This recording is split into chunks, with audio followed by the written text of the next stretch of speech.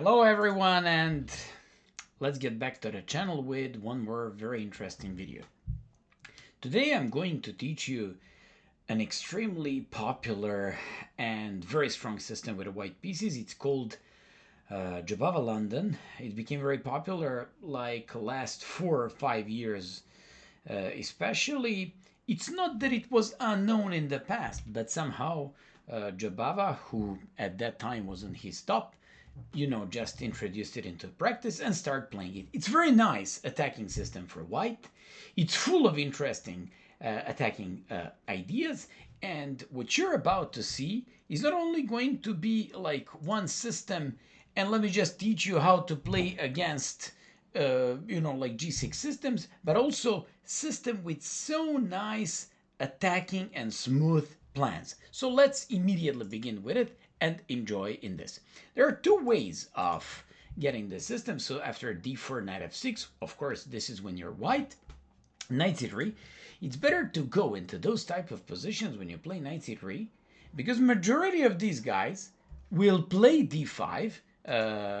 I believe in the database I found the information that 82% of the games players go with d5 because they simply hate. If they play g6, then you play 4, and they're forced to play Pierce. If they play e6 and you play 4, they're forced to play French. So all things considered, you just go after knight c3 and you're just going to face most of the times d5. And then you go with bishop f4, and in today's video I'm just going to teach you how to play against g6 system. Simply, g6 happens against King's Indian, against Grunfeld players, against those guys who are familiar with the Pearts type of systems, in general all those guys who like g6 systems. And I was the one who used to play these systems with the black pieces and used to play g6 as well. So let's begin with bishop f4 and what happens when they play g6. There is also, before we go with this, there is also one more wave into going with this. If you play classic London and you play knight f3, hoping for bishop f4 next, because the guy didn't start with d4, d5, so you can go with bishop f4, but he started with d4, knight f6. You play first knight f3, and when they go g6, you now go knight c3. I remember when I was a kid, one guy played it against me. I didn't realize he was gonna go with e4, and that's the point. I was supposed to play d5. I played bishop g7, then he played e4 and put me into the Pearts, and I'm not a Pearts player. So majority of these guys who play Grunfeld will play d5. Majority of these guys who play King's Indian will also play d5. And there we go with play with the bishop f4. And one last thing, what I'm about to teach you is not going to be only against g6 systems, but it's also going to be with this knight on f3, and it's called Barry attack. With the knight on f3, it's called Barry attack. So let's begin. After bishop g7, e3, castles, bishop e2. And this is the most critical position.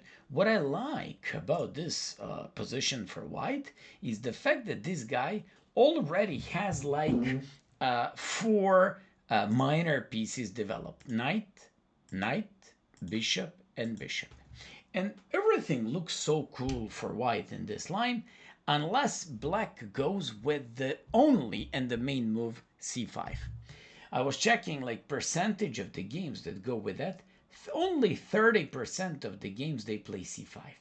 So 70% of the games, there is a huge probability that you're going to destroy your opponents using the ideas and the attacking systems from this video and lecture. So after bishop e2, let's go. They can go first with knight h5.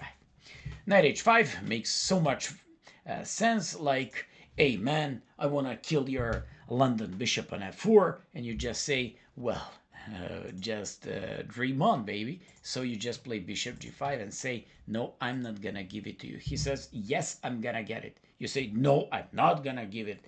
And he says, yes, I'm gonna take it. Don't you make me mad. And I had a nice blitz game because for a long time I actually had a following system prepared with the white pieces, and I was just waiting for someone to finally go there. And after g5, move here believe it or not, should be g4. What a beautiful move, what a beautiful tactics, and what a beautiful pawn sack. If they take on h4, you take on h5, so g file will be yours, h4 will be weak, and he's gonna lose eventually. My opponent, of course, captured. Then I sacrificed a piece. So I sacrificed pawn, now I'm sacrificing a piece.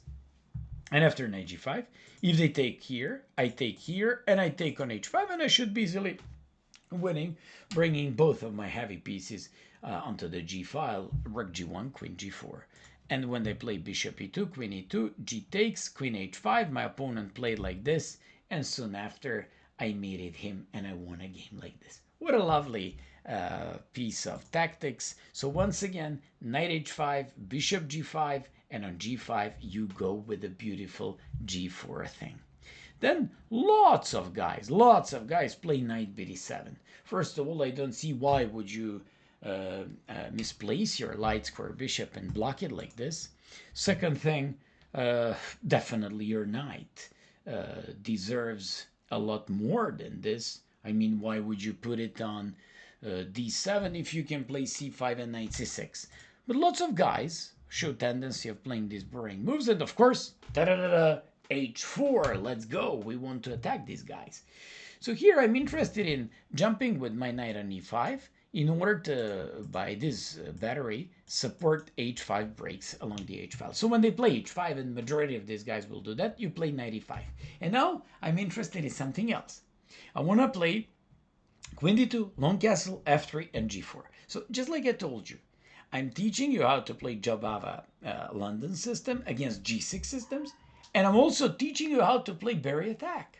So after like c6, queen d2, knight e5, bishop e5, b5, f3, a5, you just play a long castle, and next move will be g4, rook dg1, and no one and nothing can stop the attack by white. We're going to discuss these positions a little bit more in a different order of moves, when instead of knight bd7, they just go with, let me just show you this move, when they go with c6, and then I'm going to show you how to play and what to do in these systems. Then lots of guys like to do a6, because in this Jobava London systems, in many times, in many positions, we just want to go with the knight b5. Here, knight b5, Aronian's idea, is not going to be possible at any point. And usually the idea of knight b5 is to misplace the position of the knight that goes on a6. So those who play an empty move, a6, what are we going to do? Of course, h4. And with h4, you don't want to play knight e5 immediately, because they can swap off these knights with knight d7, especially knight f to d7 first. So they just want to go, you just go with h4. You give your opponent a very big chance and to make mistake. And to play bishop on g4. They should go with h5 to stop this, but those who play and go with a system like bishop g4, you just say, thank you. I feel relieved, because now I play knight e5. I'm now going to force an exchange of these bishops. When you do that, I'm going to open up the back rank after I play long castles, and now h5, or if you play h5, I play long castle and g4. Now it even goes faster. Now it even goes smoother, and basically white just has way better attacking chances. So after h4, h5, knight e5, you're just getting all systems ready to go with g4, knight bd7, queen d2, c6, long castles. They take. Don't complicate your life. Just play the most logical things. Play f3, put a king on b1 when the bishop is on h6. By the way, those who play bishop h6 here, they don't want to move the knight somewhere, because we're going to take on g7 and weaken the dark squares and the king on g8. And then we just go even with a faster attack. So they go bishop h6 so they can remove the knight, move the rook to e8, and break with e5. Takes so much time for doing all this. Play f3, king b1, move the rook because the bishop is on h6, and finally play rook g1 and break on the king side with g4. I want to tell you something. I'm very familiar with these positions, because I've been playing them with the black pieces for all these years. And I just have to tell you, even though I enjoyed in most of these games with black pieces, I really felt in some games against some opponents, in a, like I felt scary in many of these games. Also, when you play against someone who knows his stuff and who knows these lines, and especially who's good at tactics, then you're just gonna feel like very big pressure over the board, and you won't feel confident and pleasant at all. Then we've seen a6. What about if they go bishop g4? Well, thank you so much. If you make a move like this, I'm going to show a game of Magnus Carlsen. We always say, guys, if you play bishop g4, you always give me to put my knight on e5 with tempo to exchange these light square bishops, and then thank you so much because you're bringing my queen on e2, plus you're giving me a chance to attack. But Magnus wouldn't be Magnus if after c6 he just goes with h4. This guy probably said, hey, Magnus, calm down, please, a little bit. Let me just stop with h5. And Magnus says, no, man, you should calm down, or you shouldn't even sit to play against me. So g4 played Magnus. The guy played knight b7.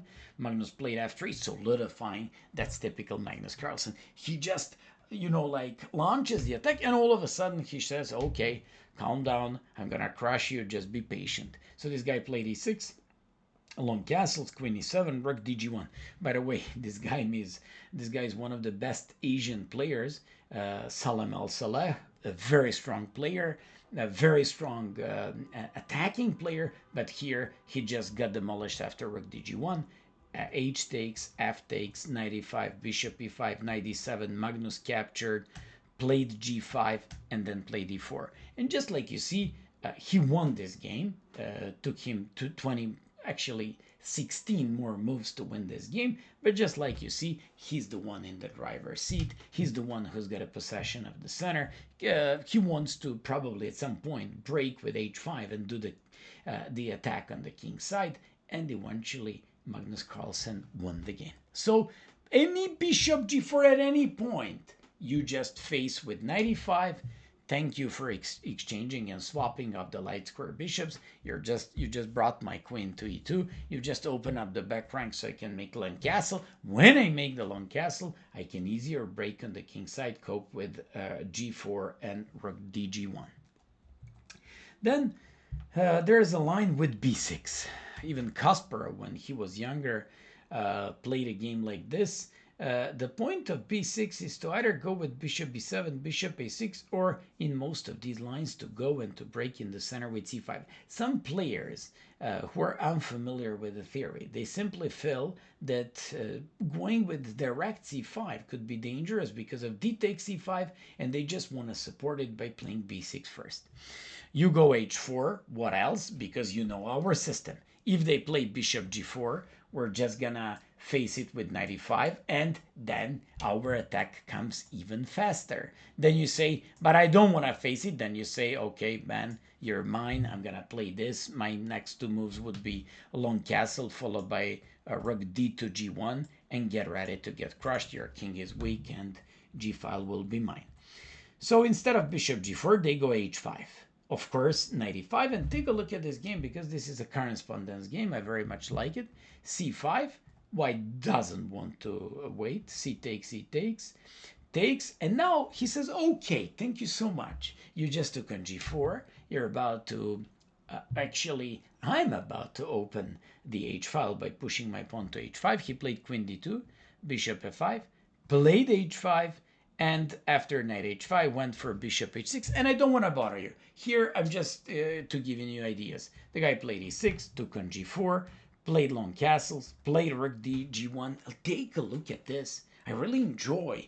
Do you know what's the biggest probably gain that you can get after a lecture like this? A simplicity in the attacking simply ideas and ways afterwards when you play with the white pieces. So this is very nice, very lovely, and very enjoyable type of position. Those who play c5, don't you dare to think what to do. Of course, knight always jumps on e5. Any h5, don't you dare to hesitate but kill these guys with g4. So when they play bishop e7, you go h5, knight c6, you take, and play bishop b5. Having your knight on e5 and playing bishop b5, it's not that you're attacking. You just want to force them to release the pressure to take on e5, in which case we include even bishop into the action.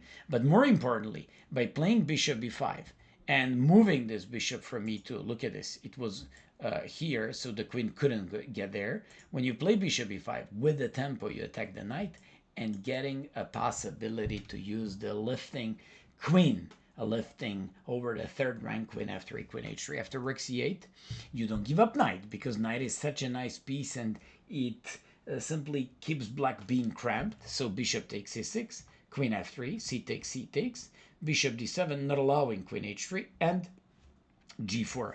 I also analyzed long castle is possible, but in a game that I found, grandmaster from Germany played g4, rook c4, played long castle. Look at this.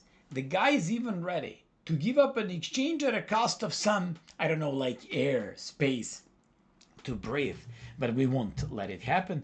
Queen c8, going after c3 pressure, going after b4 pressure, and you just say, I don't care. Rook h4, defending on g4, rook h1, and eventually he won this game. A game was won very nicely because he played g5, and you know my style. You can pause the video and ask yourself, find the move for white and win. Of course, if you said it's rook h8, bishop h8, queen h3, you solved your problem and tactics successfully, and that's how you win in these positions. And finally, since we checked all these systems and side ideas, there is a plan with c6. Those who play c6, it doesn't change anything. We just go with h4. Once again, any bishop g4 simply accelerates our attack on the king side. Knight e5, bishop e2, queen e2. Any h5, you go g4. Now it's so typical. Now I don't have to explain you this anymore. And if they go knight bd7, you just go long castles. They go h5. Now, unfortunately, I can't play h5 because they will take on e5 and take on g4. But how do we attack? You just play f3. You just want to go g4. You just want to play rook dg1. When they play, you take by pawn, kicking the knight away with tempo and sacking the pawn. Knight e7, you play g4. I played a game like this. I was black, unfortunately. And my opponent absolutely destroyed me. That was some FM. Luckily, I managed to win just because I was a better player, but I was completely lost, let's be honest. So in this case, if they take, you just take, and open up everything and kill them. In case h takes g4, queen h2. What a lovely way of supporting h5, giving white opportunity to go with a rook on g1, and where he would just successfully carry on with the attack on the king side.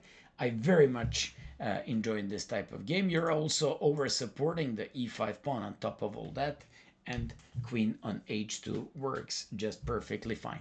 Those who play h5, you just go knight e5, knight d7, queen d2, knight e5, bishop e5, and b5. Everything looks cool for both sides, and I can just say, just go with long castle. But if you don't have nerves, if you don't want to play like normal position, long castle, a4, a3, queen a5, where you just have a tiny bit better chances in this type of queenless middle game, then if you want to go crazy, instead of long castle, go with g4. Simply, g4 is something that you should enjoy very much. H takes, second another pawn. I remember I played against another IM. It was like 2 months ago. There was some meeting lawyers against judges. I was representing judges, and I was just the best player in the competition. I was completely lost. Once again, I was using the system with black. The guy just decided to throw all these pieces onto my king side. He went with this. I played knight h5, f takes g4, and somehow I found some sort of salvation here with the black pieces, even though I deserved to lose. But after rook h3, I just have to say everything and all systems are ready to go with, for example, e4 and queen h6 to win the game. And in case of knight e4, you can just do something else and find a way to win this type of position.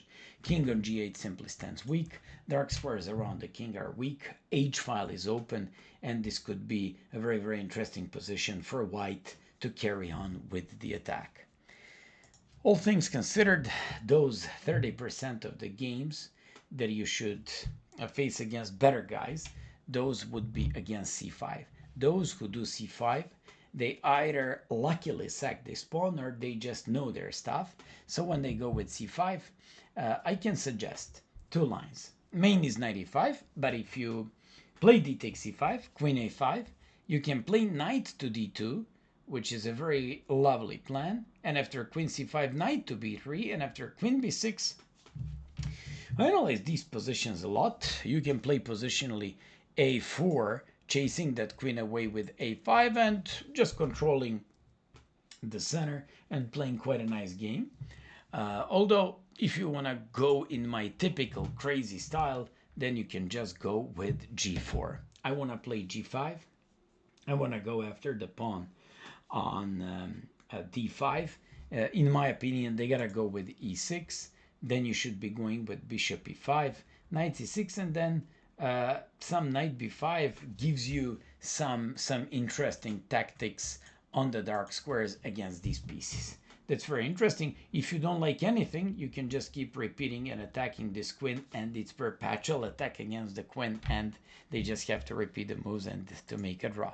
And finally, if you want to play one of the most solid options and to simply play game of chess, play knight e5. They go knight c6 usually. Any queen b6, for example, you just go queen d2. We sack a pawn and go for a full compensation, and we do have like compensation because of better development. But those who go with knight c6, you just play castle. They take, we take. They play bishop f5. We go rook e1, and in my opinion, one of the best moves in this position is just rook to c1.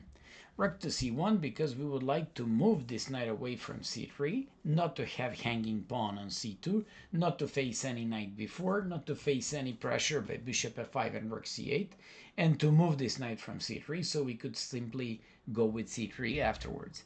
So I saw a game where the guy played a6, which was nothing else.